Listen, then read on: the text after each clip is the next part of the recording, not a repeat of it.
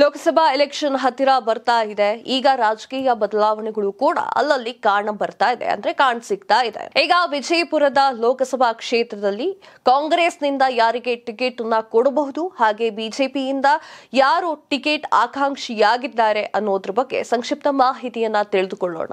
ವಿಜಯಪುರದಲ್ಲೂ ಕೂಡ ಕೇಸರಿ ಅಲೆ ಹೆಚ್ಚಾಗಿ ಕಂಡು ಬರ್ತಾ ಇದೆ. ಇದು ಕೇಸರಿಯ ಭದ್ರಕೋಟೆ ಅಂತಾನೆ ಕರೀಬಹುದು, ಹಿಂದುತ್ವದ ಭದ್ರಕೋಟೆ ಅಂತಾನೆ ಕರೆಯಬಹುದು ವಿಜಯಪುರದಲ್ಲಿ. ಇನ್ನೊಂದು ವಿಚಾರ ಹೇಳಬೇಕು ಅಂತಂದ್ರೆ, ಈ ವಿಜಯಪುರದಲ್ಲಿ ಹಲವಾರು ಬಾರಿ ಉತ್ತರ ಕನ್ನಡ ದಕ್ಷಿಣ ಕನ್ನಡದ ಹಾಗೆ ಹಿಂದುತ್ವದ ಬೆಲ್ಟ್ ಅಂತಾನೆ ಕರೆಸ್ಕೊಳ್ತಾ ಇದೆ.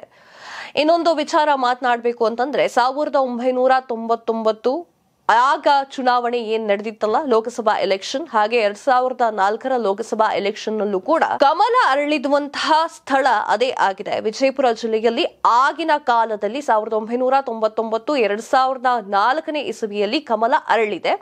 ಆ ಕಮಲವನ್ನ ಅರಳಿಸಿದವರು ಬಸವನಗೌಡ ಪಾಟೀಲ್ ಯತ್ನಾಳ್ ಅವರು. ನಿಜಕ್ಕೂ ಆಗ ಮೋದಿ ಅಲೆ ಅದೆಲ್ಲ ಬಿಟ್ಟಾಕಿ ಮೋದಿ ಅವರು ಯಾರು ಅಂತಾನೆ ಗೊತ್ತಿರಲಿಲ್ಲ ಹಲವಾರು ಜನಗಳಿಗೆ. ಆಗ್ಲೇ ಬಸವನಗೌಡ ಪಾಟೀಲ್ ಯತ್ನಾಳ್ ಅವರು ಕಮಲವನ್ನ ಅರಳಿಸಿದ್ರು ವಿಜಯಪುರದ ಕ್ಷೇತ್ರದಲ್ಲಿ. ಈಗ ದೊಡ್ಡ ಮಾತುಗಳನ್ನ ಆಡ್ತಿದ್ದಾರೆ ಬಿಜೆಪಿಯ ವಿರುದ್ಧ. ಆದರೆ ಆಗ ಅವರೇ 1999 ಎಲೆಕ್ಷನ್ 2004 ಎಲೆಕ್ಷನ್ ನಲ್ಲಿ ಅವರೇ ಕಮಲವನ್ನ ಅರಳಿಸಿದ ವ್ಯಕ್ತಿಯಾಗಿದ್ದು. ವಿಜಯಪುರ ಲೋಕಸಭಾ ಕ್ಷೇತ್ರ ಇದೆಯಲ್ಲ, ರಮೇಶ್ ಜಿಗಜಿಣಗಿ ಅವರು ಕೂಡ 2009, 2014 ಹಾಗೆ 2019 ಒಂದು ಲೋಕಸಭಾ ಎಲೆಕ್ಷನ್ ನಲ್ಲಿ ಬಿಜೆಪಿಯಿಂದ ಗೆದ್ದಿದ್ರು ಅವರು. ಈ ವಿಚಾರವಾಗಿ ಅಲ್ಲಿ ಕಳೆದ 5 ವರ್ಷಗಳಿಂದ ಬಿಜೆಪಿಯದ್ದೇ ಸರ್ಕಾರ, ಅಂದ್ರೆ 5 ಬಾರಿ ಬಿಜೆಪಿಯವರದ್ದೇ ಸರ್ಕಾರ ಅಂತ ಹೇಳಿದ್ರೆ ತಪ್ಪಾಗಲ್ಲ. 1999 2019 ಕೂಡ ಬಿಜೆಪಿಯವರೇ ಅಲ್ಲಿ ಆಡಳಿತವನ್ನ ಮಾಡ್ತಾ ಇದ್ರು, ಸಂಸದರು ಅವರೇ ಆಗಿದ್ರು, ಬಿಜೆಪಿ ಪಕ್ಷದಿಂದನೇ ಆಗಿತ್ತು ಅಂತ ಹೇಳಿದ್ರೆ ತಪ್ಪಾಗಲ್ಲ. ಈ ಸಲದ ವಿಧಾನಸಭಾ ಎಲೆಕ್ಷನ್ ಇತ್ತಲ್ಲ, ಆ ವಿಧಾನಸಭಾ ಎಲೆಕ್ಷನ್ ನಲ್ಲಿ ಬಿಜೆಪಿ ಕೇವಲ ಒಂದೇ ಒಂದು ಸೀಟ್ ಅನ್ನ ತೆಗೆದುಕೊಂಡಿತ್ತು. ಅಂದ್ರೆ 8 ಕ್ಷೇತ್ರ ಇದೆ ಅಲ್ಲಿ ವಿಧಾನಸಭಾ ಕ್ಷೇತ್ರ. ಆ 8 ಕ್ಷೇತ್ರದಲ್ಲಿ ಬಿಜೆಪಿ ಒಂದೇ ಒಂದು ಸೀಟನ್ನ ಅಲ್ಲಿ ಗೆದ್ದಿತ್ತು. ಇನ್ನು ಮಿಕ್ಕಿದ್ದು 6 ಕಾಂಗ್ರೆಸ್ನಲ್ಲಿ 6 ಏನಿದೆ ಅಲ್ವಾ, 6 ಸೀಟ್ಗಳನ್ನ ಕಾಂಗ್ರೆಸ್ ಜಯಭೇರಿಯನ್ನ ಬಾರಿಸಿತ್ತು. ಹಾಗೆ ಜೆಡಿಎಸ್ ಕೂಡ ಬಂದಿತ್ತು. ಜೆಡಿಎಸ್ ನ ಒಂದು ಅಭ್ಯರ್ಥಿ ಕೂಡ ಅಲ್ಲಿ ಜಯವನ್ನ ಸಾಧಿಸಿದ್ರು. ಅಂದ್ರೆ ಬಿಜೆಪಿಗೆ ವಿಧಾನಸಭಾ ಎಲೆಕ್ಷನ್ ನಲ್ಲಿ ಅಷ್ಟೊಂದು ಜಯ ಇರಲಿಲ್ಲ. ಈಗ ಅಷ್ಟೂ ಶಾಸಕರ ಬೆಂಬಲ ಇದೆ ಕಾಂಗ್ರೆಸ್ ನಲ್ಲಿ ನಿಲ್ಲುವಂಥವರಿಗೆ, ಸಂಸದರಾಗುವವರಿಗೆ ಶಾಸಕರ ಬೆಂಬಲ ಕೂಡ ಇದೆ. 6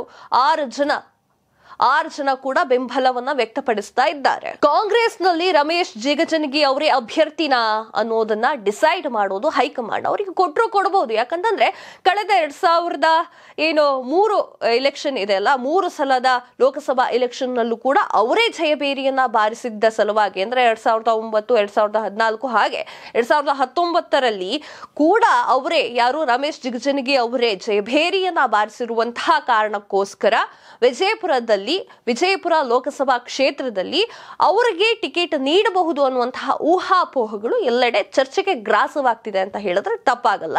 ಇನ್ನೊಂದು ವಿಚಾರ ಹೇಳಬೇಕು ಅಂತಂದ್ರೆ, ಕಾಂಗ್ರೆಸ್ನಲ್ಲಿ ಅಭ್ಯರ್ಥಿಗಳಿಗೆ ಸ್ವಲ್ಪ ಗೊಂದಲವಿದೆ. ರಮೇಶ್ ಜಿಗಜಿಣಗಿ ಅವರ ಎದುರುಗಡೆ ಯಾರು ಕಾಂಗ್ರೆಸ್ ಅಭ್ಯರ್ಥಿಯನ್ನ ನಿಲ್ಲಿಸಬೇಕು ಅನ್ನೋದು ಸ್ವಲ್ಪ ಗೊಂದಲಗಳು ಕಾಣಸಿಗ್ತಾ ಇದೆ. ಯಾಕಂದ್ರೆ ತುಂಬಾ ಜನರ ಹೆಸರು ಕೂಡ ಇಲ್ಲಿ ಕೇಳಿ ಬರ್ತಾ ಇದೆ. 2014 ಪ್ರಕಾಶ್ ರಾಥೋಡ್ ಅವರು 69,000 ಮತಗಳಿಂದ ಸೋತಿದ್ದಾರೆ. ಯಾರ ಎದುರು? ರಮೇಶ್ ಜಿಗಜಿಣಗಿ ಅವರ ಎದುರು 69,000 ಮತಗಳಿಂದ ಪ್ರಕಾಶ್ ರಾಥೋಡ್ ಅವರು ಸೋಲನ್ನ ಅನುಭವಿಸಿದ್ರು. ಹಾಗೆ 2009 ಕೂಡ ಪ್ರಕಾಶ್ ರಾಥೋಡ್ ಅವರು ಕೂಡ ಸೋಲನ್ನ ಅನುಭವಿಸಿದ್ರು. 2 ಸಾರಿನೂ ಕೂಡ ರಮೇಶ್ ಜಿಗಜಿಣಗಿ ಅವರ ವಿರುದ್ಧವಾಗಿ ನಿಂತುಕೊಂಡು ಇವರು ಸೋಲನ್ನ ಅನುಭವಿಸಿದ್ರು. ಇನ್ನೊಂದು ವಿಚಾರ ಹೇಳಬೇಕು ಅಂತಂದ್ರೆ, ಕಾಂಗ್ರೆಸ್ನಲ್ಲಿ ಪೈಪೋಟಿಗಳು ಜಾಸ್ತಿ ಆಗ್ತಾ ಇದೆ.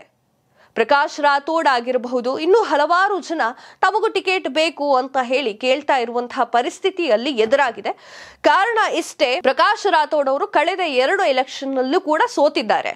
ರಮೇಶ್ ಜಿಗಜಿಣಗಿ ಬಿಜೆಪಿಯ ಅಭ್ಯರ್ಥಿ ರಮೇಶ್ ಜಿಗಜಿಣಗಿ ಅವರ ವಿರುದ್ಧವಾಗಿ ಪ್ರಕಾಶ್ ರಾಥೋಡ್ ಅವರು ಸೋಲನ್ನ ಅನುಭವಿಸಿದ್ದಾರೆ. ಹಾಗಾದ್ರೆ ಕಾಂಗ್ರೆಸ್ನಲ್ಲಿ ಯಾವ ನಾಯಕರುಗಳು ಟಿಕೆಟ್ ಆಕಾಂಕ್ಷಿಗಳಾಗಿದ್ದಾರೆ ಅನ್ನೋದ್ರ ಬಗ್ಗೆ ನೋಡೋದಾದ್ರೆ, ಅದು ವಿಜಯಪುರ ಲೋಕಸಭಾ ಕ್ಷೇತ್ರದಲ್ಲಿ ಅಂತ ನೋಡೋದಾದ್ರೆ, ರಾಜು ಅಲಗೂರು ಅವರು ಕೂಡ ಈ ಒಂದು ಪೈಪೋಟಿಯಲ್ಲಿದ್ದಾರೆ. ಟಿಕೆಟ್ ನನಗೆ ಕೊಟ್ರೆ ಒಳ್ಳೇದಾಗಿತ್ತೇನೋ ಅಂತ ಅವ್ರ ಮನಸ್ಸಲ್ಲೂ ಕೂಡ ಇದೆ, ಆಕಾಂಕ್ಷಿಗಳಾಗಿದ್ದಾರೆ. ಹಾಗೆ ಕಾಂತಾ ನಾಯಕ್ ಅವರು ಕೂಡ ಟಿಕೆಟ್ ಆಕಾಂಕ್ಷಿಯಾಗಿದ್ದಾರೆ. ಅರ್ಜುನ್ ರಾಥೋಡ್ ಹಾಗೂ ಪ್ರಕಾಶ್ ರಾಥೋಡ್ ಕೂಡ. ಪ್ರಕಾಶ್ ರಾಥೋಡ್ ಅವರು ಈ ಹಿಂದೆ 2 ಬಾರಿ ಸೋಲನ್ನು ಅನುಭವಿಸಿದ್ರು.